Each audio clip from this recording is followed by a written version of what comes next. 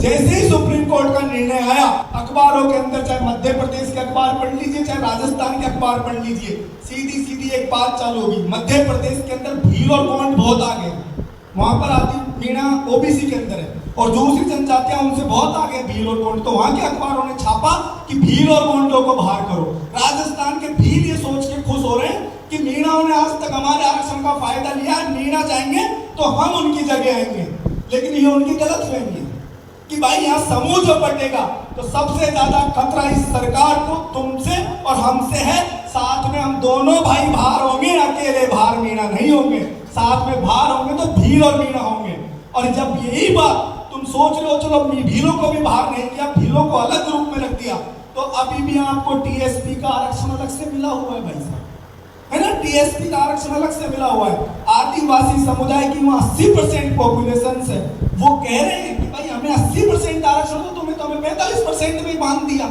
आदिवासी 80% होके, और जो वहां की सीटें हैं जो उनसे नहीं भरी जा रही है, उनको या तो एनएफएस किया जा रहा है, बैकलॉग में डालकर जनरल कम्युनिटी से भरा जा रहा है। क्योंकि कांकरी डोंगरी आंदोलन पूरा हुआ था, वो इसी बात को लेकर हुआ था कि हमें हमारा आरक्षण दिया जाए, हमारे लोगों से सीट भरी जाए। अभी आपने रिजल्ट देखा होगा, एक पशु चिकित्सालय कुछ भर्ती थी, उसके अंदर पूरी सीटों को एनएफएस कर दिया। आज मैंने एक ट्वीट किया, बीएचयू जैसी यूनिवर्सिटी के अंदर हमारी 3 सीटों को एनएफएस कर दिया।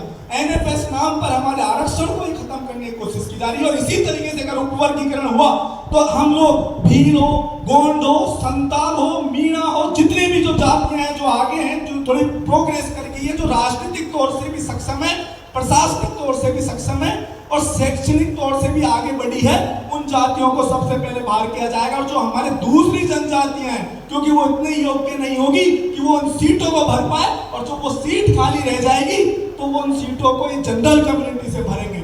और तो जब हम आरक्षण से बाहर हो जाएंगे, जब हमें वर्गीकृत कर दिया जाएगा, तो जब उनके आरक्षण पे आ जाएगी तो भाई हम क्यों बोलेंगे? नहीं बोलेंगे।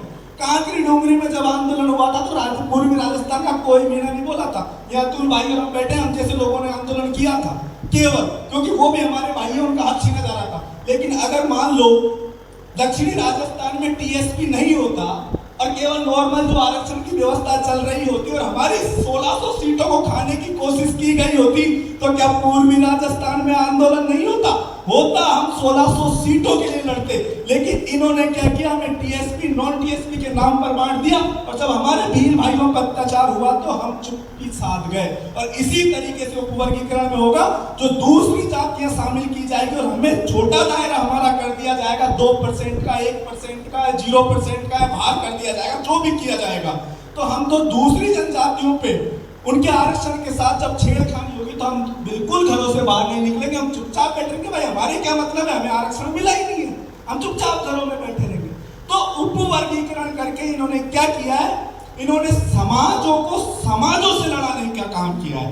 क्योंकि हम देख रहे हैं पिछले 10-15 साल के अंदर जो एसटी एससी की जो यूनिटी बनी है, और आदिवासी समुदाय में तो खास तौर पर, क्योंकि हमारे आदिवासियों की कल्चर अलग अलग है, भाषा अलग अलग है, लेकिन पिछले 10-15 साल के अंदर जिस तरीके से आदिवासी एकजुट हो रहे हैं, आदिवासी दिवस मनाया जा रहा है जगह जगह, तो इन सरकारों को पता है कि इनकी राजनीतिक चेतना डेवलप हो रही है। इनकी राजनीतिक चेतना को किस तरीके से खंडित विखंडित किया जाए, इस प्रकार से ये कोई खुद तो एक्शन ले नहीं सकते, तो सुप्रीम कोर्ट के माध्यम से इस तरीके से बैकडोर से जजमेंट दिलवाए जा रहे हैं और हमारे समाजों को तोड़ने की कोशिश की जा रही है। तो ये पूरा का पूरा जजमेंट जो उपवर्गीकरण का फैसला है, वो जाति को जाति से लड़ाने का फैसला है, समाजों को समाजों से लड़ाने का फैसला है।